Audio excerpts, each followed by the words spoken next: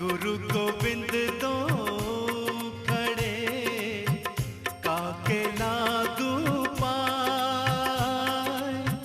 बलिहारी गुरु आपने गोविंद दियो बताए।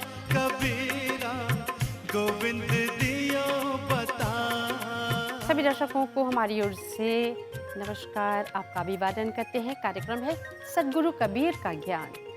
ये पाक्षिक कार्यक्रम जो है लकावेन वाकवा के श्री कबीर काउंसिल की ओर से प्रस्तुत किया जाता है और इस कार्यक्रम में हम सदगुरु कबीर जी की शिक्षा, जो रहस्यमय उनके जो विचार है, आप तक पहुंचाते हैं। दर्शकों, कहा जाता है कि सुख में सुमिरन करे सब, दुख में करे न कोई। जो व्यक्ति सुख में सुमिरन करे उसको दुख काहे को होए। तो ऐसा हम मानते हैं कि मनुष्य केवल अपने सुख जो है संपत्ति अर्जन करने में अपना पूरा समय बिता देता है, लेकिन भगवान का नाम नहीं लेता है और जब दुख आता है तभी भगवान को सोचता है। तो यहाँ पर कबीर साहब बताते हैं कि अगर सुख में सुमिरन करे तो दुख काहे को होए। तो ऐसे ही बहुत ही अच्छे विचार जो है सदगुरु कबीर के, जो उनकी सीख है, अगर अपनाएं तो हम अवश्य अपने लक्ष्य तक पहुँच जाएँ और अंत समय में हम पछताएंगे नहीं। सत्यनाम सोहम हंसः सद्गुरु शरणम। समस्त दर्शकों को सादर साहिब बंदगी नमन। सदगुरु कबीर साहिब जी का ज्ञान। आज इस कार्यक्रम में हम एक ऐसे विषय पर बात करेंगे जिस पर सामान्यतः चर्चा बहुत कम होती है। यह विषय है सहज समाधि, इजी इनर इनलाइटनमेंट। यह विषय इसलिए बहुत कम चर्चा में आती है क्योंकि सामान्यतः लोग इसको सोचते हैं तो हम सामान्य जीवन जी रहे, ये भक्ति कैसे हो सकती है, ये साधना कैसे हो सकती है, यह योग कैसे हो सकता है। सदगुरु कबीर साहब ने जब इस भजन को दिया तो आज के 625 वर्ष पूर्व पूरे भारत देश में और जितने भी आध्यात्मिक जगत से जुड़े हुए लोग थे उन सब के लिए क्रांति का विषय था। क्योंकि सदगुरु कबीर साहब ने कहा कि तुम्हारा प्रत्येक कर्म पूजा है। हम मंदिर बनाते हैं, देवालय बनाते हैं, अनेक प्रकार के उपासना स्थल, प्रार्थना के स्थल, मस्जिद, चर्च, ये सभी मनुष्य बनाते हैं और निश्चय ही हम उसको रिपेयर करते रहते हैं बीच बीच में, जिससे कि वो ठीक रहे। लेकिन हर चीज़ का एक आयु है और उस आयु के साथ साथ हमें उस स्थान को बदलना पड़ता है। लेकिन सदगुरु कबीर साहब ने कहा कि हर व्यक्ति के साथ एक मंदिर है, एक मस्जिद है और एक चर्च है जो उसके अंदर ही विराजमान है। और इसी को ध्यान में रखते हुए सदगुरु कबीर साहब ने भजन विश्व के समस्त संप्रदायों के लिए बात कही कि कैसे अपने जीवन को हम एक मंदिर बना सकते हैं, एक प्रार्थना, पूजा और उपासना स्थल बना सकते हैं। सदगुरु कबीर साहब कह रहे हैं, संतोष सहज समाधि भली है। समाधि की स्थिति कब आती है? योग दर्शन को अगर हम ध्यान दें तो यम, नियम, आसन, प्राणायाम, प्रत्याहार, धारणा, ध्यान, समाधि, आसन आदि सब मिला करके ये 8 अंग आते हैं। तो समाधि इस अष्टांग योग में सबसे अंत में आता है। लेकिन सदगुरु कबीर साहब ने कहा कि व्यक्ति सर्वप्रथम अपने जीवन के लक्ष्य को जाने कि आखिर हम मनुष्य जीवन प्राप्त किए हैं तो केवल खाने पीने, शयन करने, वंश वृद्धि के लिए मात्र नहीं प्राप्त हुआ।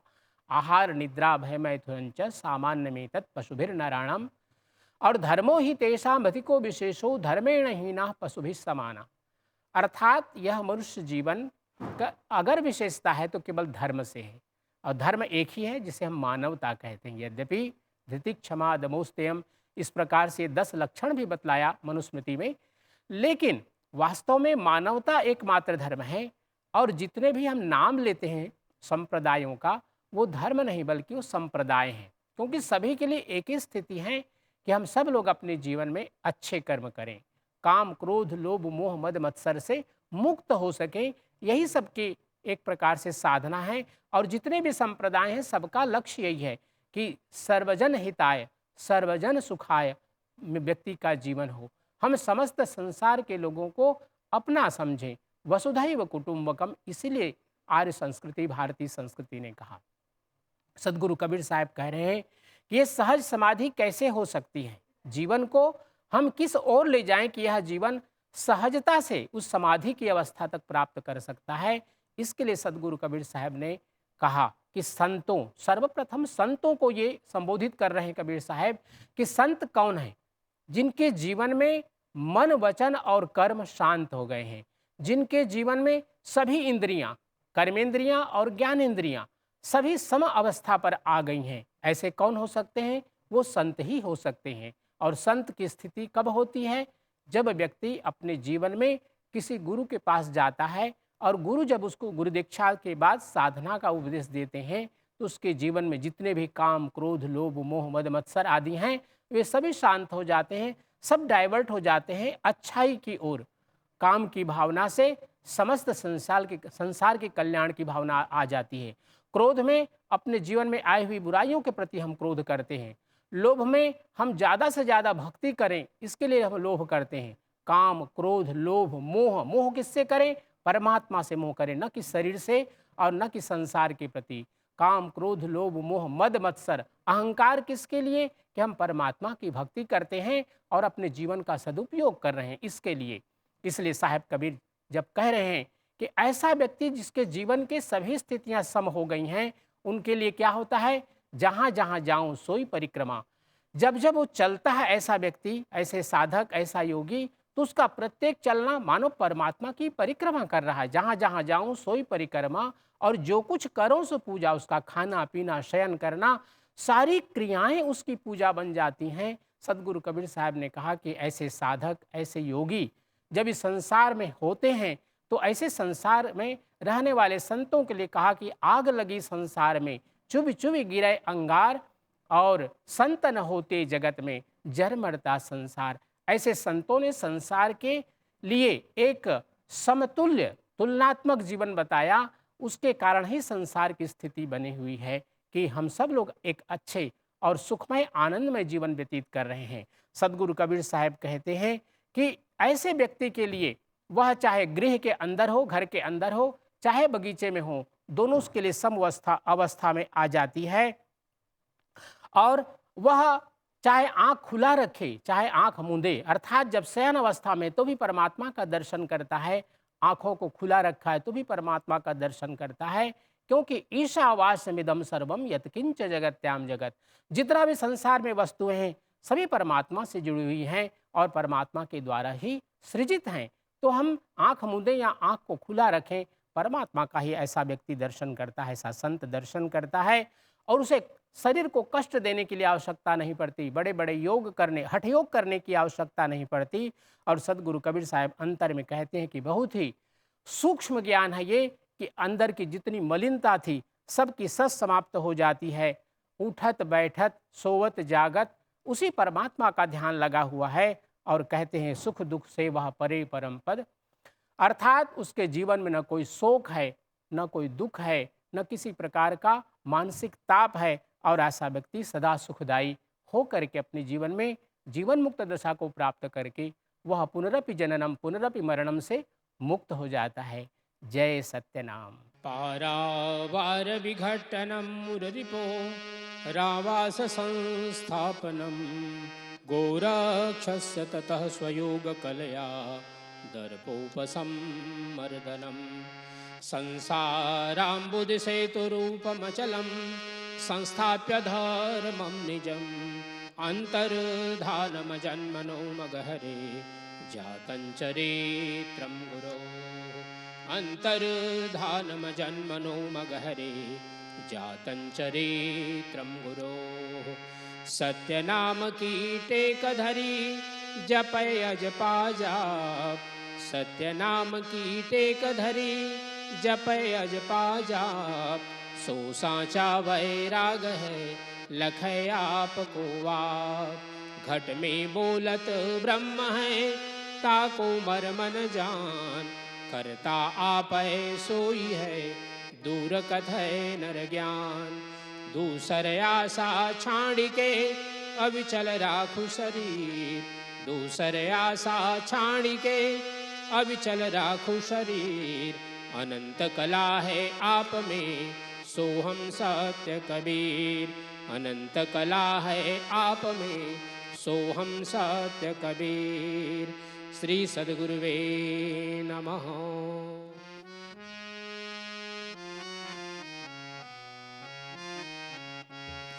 संतो सहज समाधि भली है, संतो सहज समाधि भली है।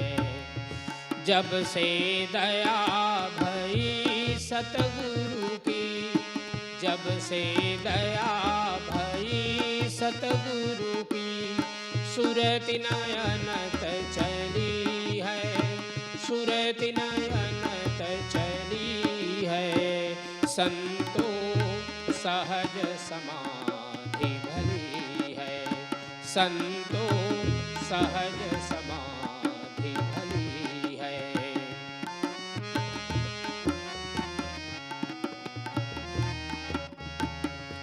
जहाँ जहाँ जाऊं सोई परिक्रमा, जहाँ जहाँ जाऊं सोई परिक्रमा। जो कुछ करऊं सो पूजा, जो कुछ करऊं सो पूजा। गृह उद्यान एक समलेखों, गृह उद्यान एक समलेखों। भाव मिटावों दूजा, भाव मिटावों दूजा। संतो सहज समाधि भली है, संतो सहज समाधि भली है। जब से दया भई सतगुरु की, जब से दया भई सतगुरु की, सुरति नयनत चली है, सुरति नयनत चली है। संतो सहज समाधि भली है, संतो सहज समाधि भली है।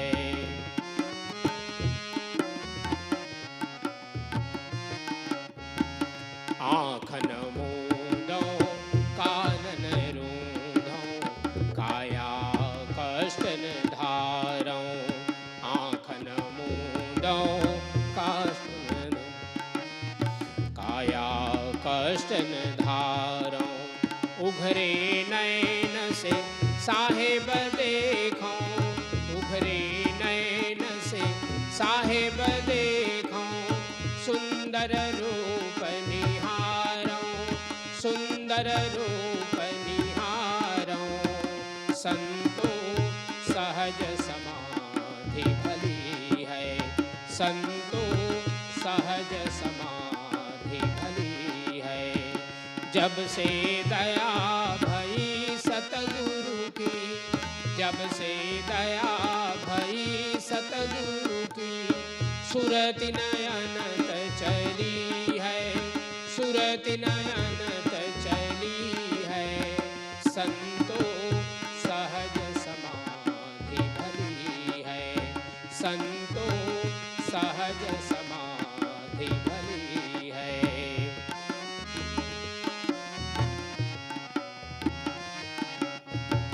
शब्द निरंतर मनवारा चय, मलिन वासना त्यागी। शब्द निरंतर मनवारा चय, मलिन वासना त्यागी। जागत सोवत उठत बैठत, जागत सोवत उठत बैठत। ऐसी तारी लागी, ऐसी तारी लागी। संतो सहज समाधि भली है, संतो सहज समाधि भली है। जब से दया भई सतगुरु की, जब से दया भई सतगुरु की, सुरति नयन चली है, सुरति नयन चली है। संतो सहज समाधि भली है, जय सत्यनाम जयतु सत्य कबीर। तो दर्शकों, हम आशा करते हैं इस कार्यक्रम के माध्यम से आपने बहुत कुछ सीखा और इनको सुनकर सीखकर अपने जीवन में उतारने की कोशिश करें, तभी हम शांतिमय जीवन, सुखमय जीवन बिता सकते हैं। तो आपके ध्यान के लिए बहुत बहुत धन्यवाद। हम फिर मिलेंगे एक और प्रोग्राम में। हमारी ओर से आप सबों को नमस्कार। गुरु गोविंद दो